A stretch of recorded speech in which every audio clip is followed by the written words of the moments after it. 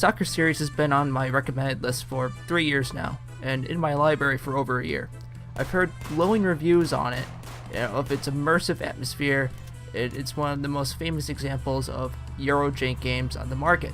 However, at the same time, I kept hearing about the mod called Chernobyl, an ambitious mod that intends to combine all the maps from the 3 games and stitch them into one full open world map. So, having some much needed downtime, I decided to take the plunge and try out both S.T.A.L.K.E.R and called Chernobyl. And I've put around 10 hours into the mod so far, and I swear to God, I really should have tried this sooner. S.T.A.L.K.E.R is a first-person immersive survival game that takes place in fun and exciting country of the Ukraine, and specifically Chernobyl, and even more specifically, the Zone, a fictional nuclear disaster site, specifically a second nuclear disaster site in Chernobyl, leaving the area covered in irregularities that define physics, various militias that will kill you for the moldy bread and vodka on you, and as well as horrific mutant abominations, all based on the 1977 Soviet novel Roadside Picnic. S.T.A.L.K.E.R itself runs on the X-ray engine, an artifact in itself. No one's sure exactly how the game engine works, not even the drunk Ukrainians that assembled this monstrosity. What I'm trying to say is this game will crash, more for some people than others. It will also occasionally stutter. This is no fault of your own most likely, just the engine being old and dumb. S.T.A.L.K.E.R also uses intelligent AI, and by intelligent, I mean an accurate representation of the programmer that coded the X-ray engine. Non-responsive at times, easy to startle at others, and claims to his friend Ivan that he can shoot the poor son of a bitch in front of him after consuming a bottle of Horika. What I'm trying to imply is the AI is less to be desired.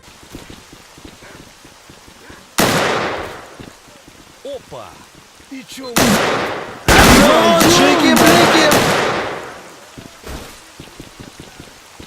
However, sometimes that programmer's gun is an RPG, both figuratively and literally.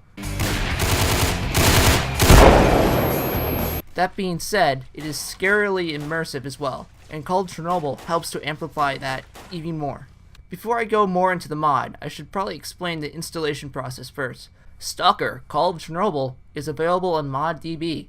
Download both the main files and the patch, extract them somewhere on your desktop, and called Chernobyl is an all-in-one executable file, so you don't have to merge them with the existing files of the game. All you need to have is the 3 base games. Now, I also highly recommend that you install the add-on that is Arsenal Overhaul 3.1, due to S.T.A.L.K.E.R having pretty dated gun models and using an unsynced stock gun sound effects. This add-on also specifically is meant for called Chernobyl, and you can just extract into the files into the game data folder. This is the same with any other add-on that you want to add on later, but for the sake of this review, we'll only be using these mods. After that, you should be all set to launch the game. However, if the game launches in a tiny resolution and all tabs the desktop, simply change your monitor to 1024 by 768 and then change your settings to normal resolution in the normal S.T.A.L.K.E.R video settings. I have no problem running this game on Max because the game came out in 2007, I believe, so I would imagine you will be able to run this game on Max. So once you get done with the graphics setup and start a new game, you'll be greeted with a difficulty selection screen. Now, S.T.A.L.K.E.R does difficulty different from any other game I've seen. You see, changing the difficulty doesn't change the AI's intelligence, but changes the bullet damage, not just for enemies, but for you. This is where a lot of people run into a problem where enemies surviving multiple clips are normal for them. I recommend starting on Master for a more immersive experience where headshots kill and shotgun blasts at close range just blow your enemies away. Now after that, you'll be greeted with a fairly bare-bones character selection screen. You can choose and decide from one of 9 factions. Those being Monolith, Ecologists, Clear Sky, Mercenaries, the Military, Freedom, Duty, Loners, and Bandits. They all have their perks and personal interests and relationships with other factions. These beliefs include researching the zone to understand it better, preventing people from leaving the zone because of radioactive contaminants, or just random Slavic fucks in search for fame and fortune in this abomination of God's earth. Now, if you like fun, I recommend choosing Bandits for the most instantaneous action, where 90% of the time you'll just load into a gunfight, because everyone hates you. However, if you choose some other faction that place nice with each other, it will increase your chances of finding allies right off the bat, so you don't, die instantaneously. And if that's too hard for you to decide, just randomize it and live with your consequences. I also recommend turning on Ironman, a form of permadeath mode. This will give you a chance to die and learn how the zone works and become more comfortable with it. I would also recommend using a Zell mode in tangent to Ironman, due to the ability to possess a new body when you die. This will either possess a companion if you made any, or a random person in the zone, so you can just keep playing on one map over and over again. You'll also be able to encounter past lives of yourself, so say you died in the middle of nowhere and you somehow managed to go back there, you'll be able to still see that body. You can also choose to spawn at a faction-related area, but mostly I've just spawned at a random area every single time. So along with the introductory settings of choosing where you want to start and who do you want to play as, the world of Chernobyl has gone through some game immersion improvements. For starters, certain mutants will only appear during the day or night, depending on their behavior. Mutants like Cremas, cats, snorks can only be seen in the evening, however mutants will always spawn underground in the labs. Mutants can also spawn in your faction space in the morning, as well as emissions wiping out compounds, leaving you to wipe out the zombies it leaves behind. Wait, what are emissions, you might be asking? Well, here's one now.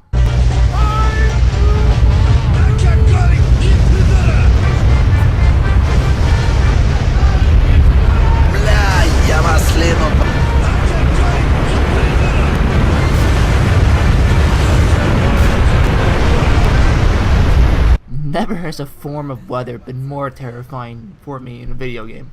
It's so surprised if you get caught in one of these, you just die.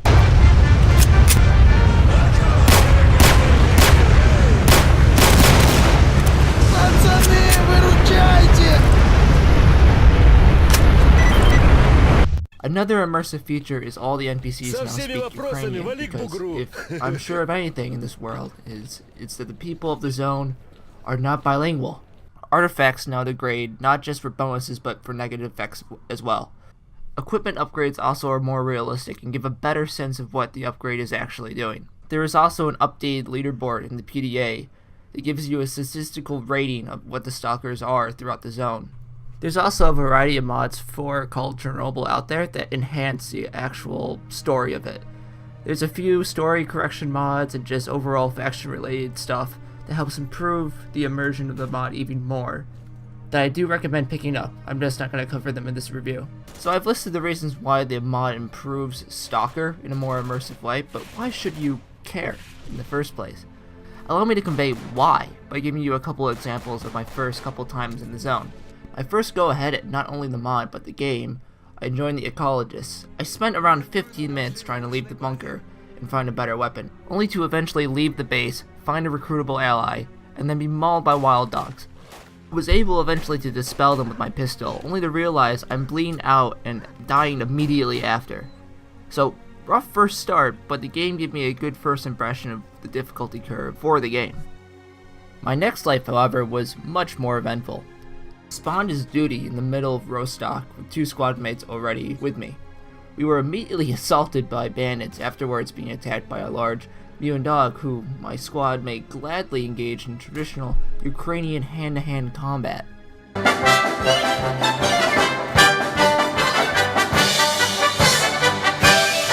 I was able to survive for around 20 to 30 minutes after that, finding some loot, taking some missions from a neutral faction, and hunting down some more mutants, until being shot in the face by a bandit in the building where I first started.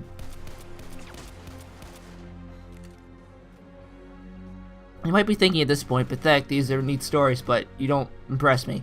Well, again, this was essentially my first hour in S.T.A.L.K.E.R, and what you'll probably experience as well in your first hour, if you decide to take the plunge.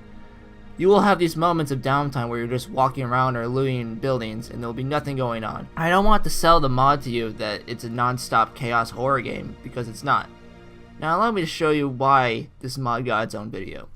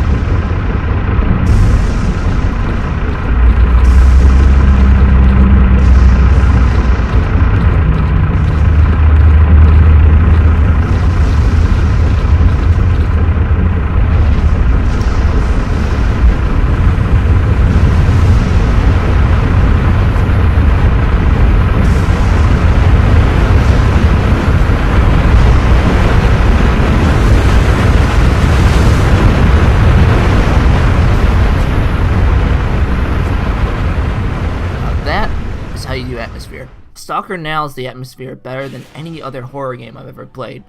In an open world sense, that is.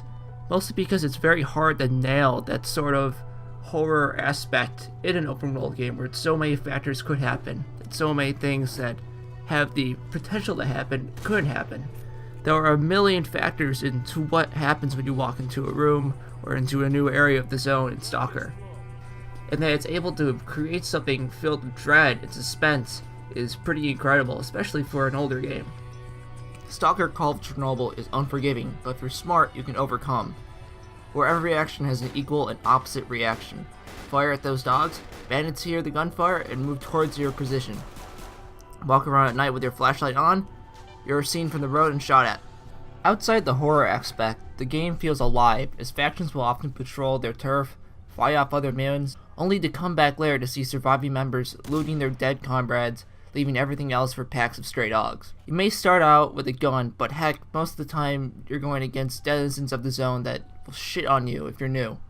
But try again, you'll eventually see what the desolate wasteland has to offer over its competition, say, the Fallout franchise.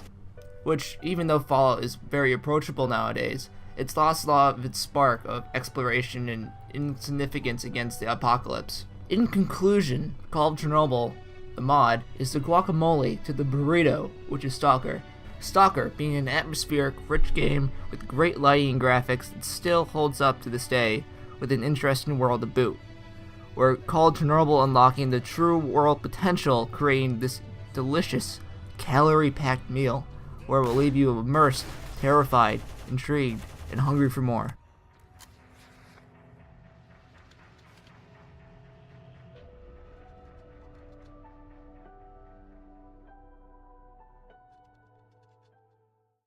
So on a side note, what have I been doing for the 4 months since the last video? Where have I been? Well, actually I've released one video in that time, but made it private because I didn't like how it turned out, and that was Quake Champions. I've also started 3 projects in the time of this video, all resulting in rewrites or being thrown away. My new plan is to be more consistent with the content from now on. 1 video a month is my goal, as of this point. Hopefully this is done by the end of September, so I can get out a spooky October video. In retrospect, I should save this game for next month because it's actually scary. But oh well. More content in the future. Leave your thoughts and comments below, and if you really like me, subscribe. Also, see you in the next video.